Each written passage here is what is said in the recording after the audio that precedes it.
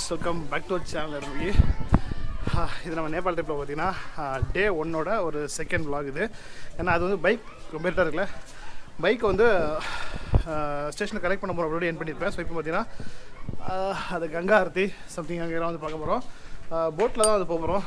பின்னாடி வந்து நம்ம ஸ்டே பண்ணியிருந்தோம் பார்த்தீங்கன்னா ஒரு ரிவரோட பேக் சைடில் அந்த மாதிரி தான் ஸ்டே பண்ணியிருந்தோம். ஸோ சந்தாக கூப்பிட்டு போகிறோம், நடந்து வந்துட்டோம். இந்த ஆல்மோஸ்ட் நியர்பை.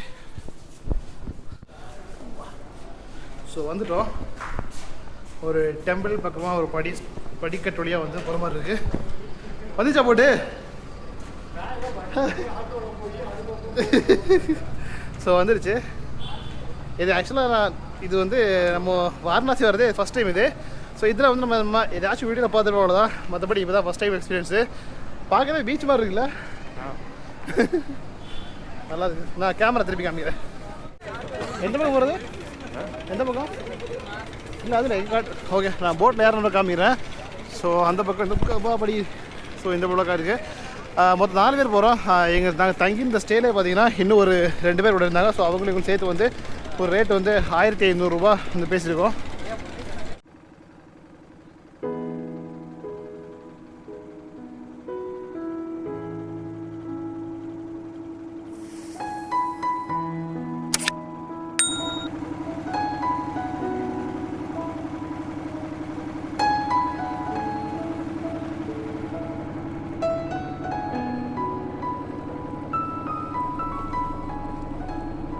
போட்டிங் வந்து ஒரு 1/2 hour மாதிரி ஆச்சுது. ஸோ அவங்க இருந்தாலும் ரொம்ப கதைகள் சொன்னாங்க. ஸோ அதில் வந்து கொஞ்சம் ஷார்ட்டாக உங்களுக்கு சொல்கிறேன். ஸோ இதில் இருக்கிற ஒவ்வொரு அதாவது ஆற்றோட கங்கை ரிவரோட ஒவ்வொரு ஸ்டெப்பாக படி வச்சுப்பாங்க. ஸோ இது வந்து ஒவ்வொரு கார்டு சொல்லுவாங்க.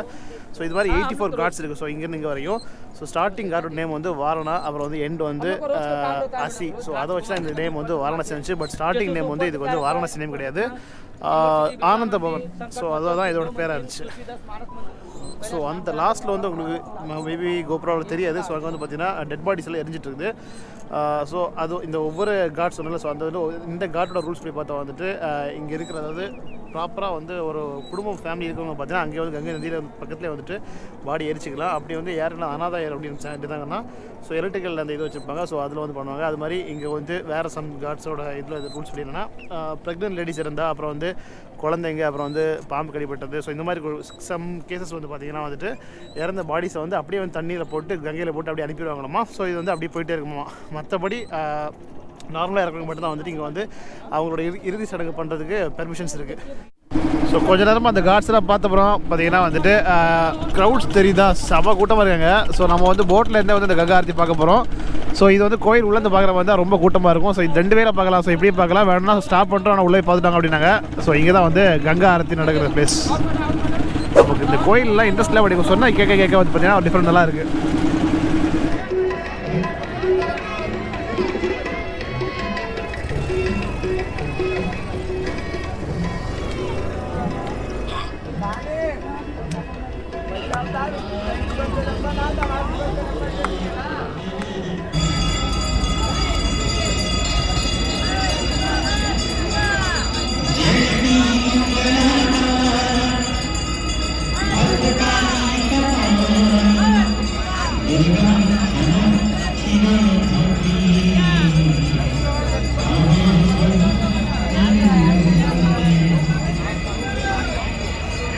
நேம் பார்த்தீங்கன்னா மணிகர்ணா காட் சம்திங் நேம் அது.